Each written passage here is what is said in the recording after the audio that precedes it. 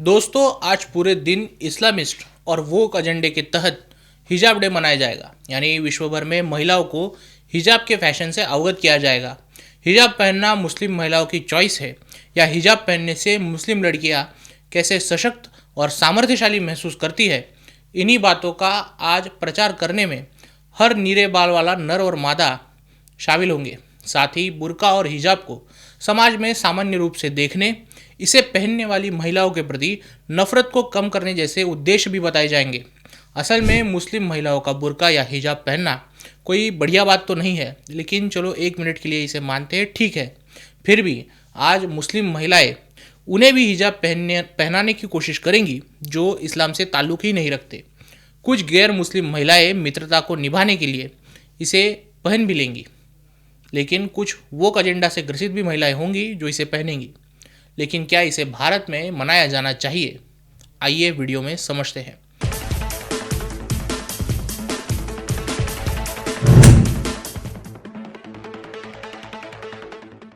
नमस्कार, न्यूज़ डंका के बात पते की में आपका स्वागत है। दोस्तों, अमेरिका में 9/11 का ज़बरदस्त हमला हुआ जिसमें 3000 से अधिक निरपराध लोगों की जानें गई। इसके बाद अमेरिका ने शुरू किया वॉर ऑन टेरर। तब तक आतंकवाद को न मानने वाला अमेरिका भी रैडिकल इस्लाम की आतंकी सच्चाई को मानने लगा। 9/11 के इस हमले के बाद दुनिया भर के लोगों की नज़रें रैडिकल इस्लाम के साथ ही इस्लामिस्टों के अलग रहन सहन, आहार विहार और धार्मिक सीख के साथ उनके कपड़ों पर भी पड़ी। जहां रैडिकल इस्लाम दुनिया भर की समस्या है, लेकिन उसका मूल आधार इस्लामिक शिक्षा है। दुनिया भर में हिंसा और बर्बरता जो फैली है, अरब संस्कृति भी इस्लामी के रूप से इस वेश्याली पुरुषत्व और महिलाओं का उपभोग का सामान समझने वाली जो सोच है, उस बुर्का या हिजाब के जरिए ही फैलाती रही है। ऐसे में देश विदेशों में रहने वाले लोग काले ढीले हिजाबी लिबास देखकर सतर्क होने लगे। यूरोपियन और अमेरिकी देशों में हिजाबी महिलाओं पर नस्लवादी कमेंट्स किए जाने लगे। इसे विषैले पौरुषत्व द्वारा महिलाओं पर किए कब्जे के रूप में देखा जाने लगा। ये हालात कभी नहीं बदले क्योंकि रैडिकल इस्लाम और दुनिया भर में आतंकवादी मानसिकता भी कभी नहीं बदली। रैडिकल इस्लाम खुद तो नहीं बदला, लेकिन लोगों में इस्लामिक तौर तरीकों का नॉर्मलाइजेशन करने के हेतु से कई प्रयोग शुरू किए गए। इसमें नस्लवाद को मिटाने के नाम से जो प्रयोग शुरू हुए, उनमें हिजाब डे भी शामिल किया गया। मुख्य रूप से बुर्का हिजाब कोई विषैले पुरुषत्व की उपज न होकर ये मुस्लिम महिलाओं की पसंद है, इसी संदेश को समाज में प्रस्थापित करने के लिए इस हिजाब डे की शुरुआत हुई थी। 2013 में शुरू किए गए इस हिजाब डे को मूर्खों की फौज यानी वोक लोगों ने भी स्वीकारा। ये दो अराजक तत्व हमेशा से साथ में काम करते आए हैं। मॉडर्न टाइम्स में तो यही पैटर्न नजर आता है। ऐसे में कई वोक एजेंडे के तहत दुनिया भर के मीडिया में हिजाब डे का प्रचार किया गया। हालांकि ऐसा करने से भी हिजाब का रूप और उसके पीछे की जो सोच है वो बदली नहीं, और न ही हिजाब को देखकर नस्लवादियों की सोच बदली है। इसके विपरीत कई देशों में हिजाब प्रतिबंधित किया गया है। आप ही बताइए, हिजाब प्रतिबंधित क्यों ना किया जाए? अगर हिजाब के आड़ में अपराधी, आतंकवादी और चोर भाग जाने के कई उदाहरण आपके सामने मौजूद है, तो उसे क्यों ना प्रतिबंधित किया जाए? कई बुर्का हिजाब धारण करने वाली महिलाएं जब हिजाब का इस्तेमाल चोरी करने के लिए करती दिखती हो, जब हिजाब अपराधी महिलाओं का कवच बन गया हो, तो फिर इसे कोई मॉडर्न सिविल सोसाइटी भला क्यों समाज का हिस्सा रहने देगी? और हिजाब को प्रतिबंधित करने वाले देशों में तमाम विकसित देश हैं। इनमें सबसे पहला तो फ्रांस है, फिर Belgium, Netherlands, Switzerland, Bulgaria, Australia, Denmark. ये तो ठीक है, लेकिन अब तो ताजिकिस्तान ने भी हिजाब को पहनने पर प्रतिबंध लगाया है। चीन के इस्लाम पर प्रतिबंधों की हम बात करने लगे तो उनकी तारीफ और आलोचना करने वाला स्वतंत्र वीडियो हमें बनाना होगा। वर्ष 2000 तक तुर्की में इस्लामी कट्टरपंथियों का शासन आने से पहले हिजाब पर प्रतिबंध ही था। पैगंबर मोहम्मद की डायरेक्ट डिसेंडेंसी में जॉर्डन का राज परिवार आता है। आप उनके कोई भी फोटो उठा कर देख ले, उनमें कोई भी महिला आपको हिजाब पहने नहीं दिखेंगी। सवाल यह है कि हिजाब वैसा ही है जिस प्रकार दुनिया में उसकी नकारात्मक छवि है। अगर आप हिजाब का इतिहास उठाकर देख ले तो महिला पुरुषों के आकर्षण का केंद्र न बने, इसलिए उन्हें हिजाब पहनाया गया। किसी गैर मुस्लिम की नज़र मुस्लिम महिला पर न पड़े, किसी और की बीवी पर किसी अन्य पुरुष की नज़र न पड़े, इसी भावना के साथ हिजाब की शुरुआत हुई थी। हमें ये बात हमेशा से चौंकाती आई है कि मुस्लिम महिलाएं हया के लिए हिजाब पहने, पर्दा करें, लेकिन मुस्लिम मर्द को हया के लिए कोई ज़बरदस्ती नहीं। महिलाओं को हिजाब पहनाने के बावजूद भी कुरान के अनुसार दोजक की आग महिला और पत्थर के ईंधन पर ही जलती रहेगी।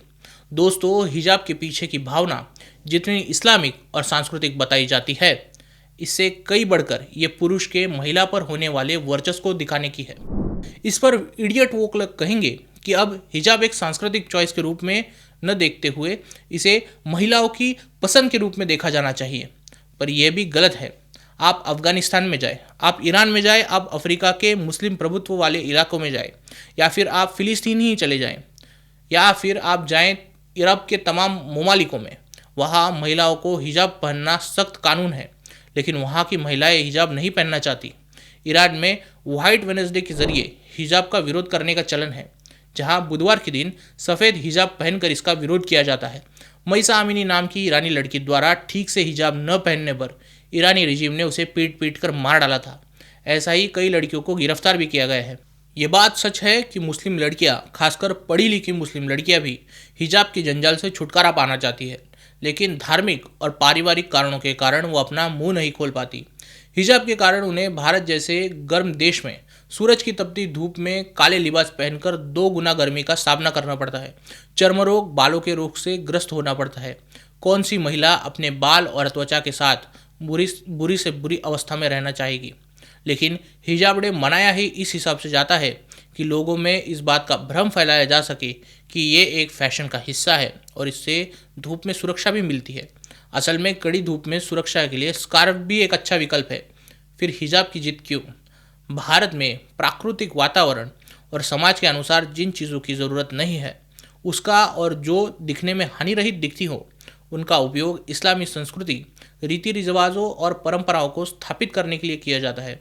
इसमें मस्जिद में लाउड स्पीकर के जरिए आजान और खुतबे देने से लेकर इस हिजाब डे तक सब शामिल है। क्या हमें कोएग्जिस्टेंस और अन्य धर्म के सम्मान के लिए मुस्लिम समुदाय का ये दबाव स्वीकार कर लेना चाहिए? क्या हिजाब डे जैसे विषैले पौरुषत्व को बढ़ावा देने वाले अभियान को भारत के बहुसंख्य और उदार हिंदू समाज ने स्वीकार कर इस विकृतता को बढ़ावा देना चाहिए? यदि इन दोनों प्रश्नों के उत्तर नहीं हैं तो हमें आज ही हिजाब डे अस्वीकार करना चाहिए। आज स्कूलों, कॉलेजों और कार्यालयों से लेकर पूरे समाज को ऐसी इस्लामी शिक्षाओं को स्पष्टता के साथ नहीं कहना होगा। पिछले कुछ शताब्दियों से इस देश पे जो सांस्कृतिक आक्रमण चल रहा है वो प्रत्यक्ष अप्रत्यक्ष दोनों प्रकार का है। दुर्भाग्यवश बहुसंख्य हिंदू समुदाय का अल्पसंख्यक मुस्लिम समुदाय के संस्कृति के विरुद्ध वीटो अधिकार का प्रयोग करने में अनिच्छा देखने का इतिहास रहा है। समय की मांग है कि हिंदू समुदाय भी हिजाब डे जैसे प्रतिगामी विचार को तुरंत अस्वीकार करे, अपने बच्चों को सही शिक्षा दे कि महिला का सम्मान उसे हिजाब पहनाना न होकर महिलाओं के प्रति आदरपूर्वक आचरण से होगा। और अगर आप ज़्यादा वोक होने की सोच रहे हैं तो आपके बच्चे भी इस ट्रांसजेंडर पुरुष की तरह हिजाब पहनकर हिजाब डे मनाएंगे, याद रखिए। बात पते की में फ़िलहाल इतना ही। मिलते हैं अगले किसी वीडियो में अन्य विषय के साथ। वीडियो अच्छा लगा हो तो लाइक कीजिए, वीडियो को दोस्तों के साथ शेयर कीजिए और न्यूज़ डंका को सब्सक्राइब कीजिए। नमस्कार।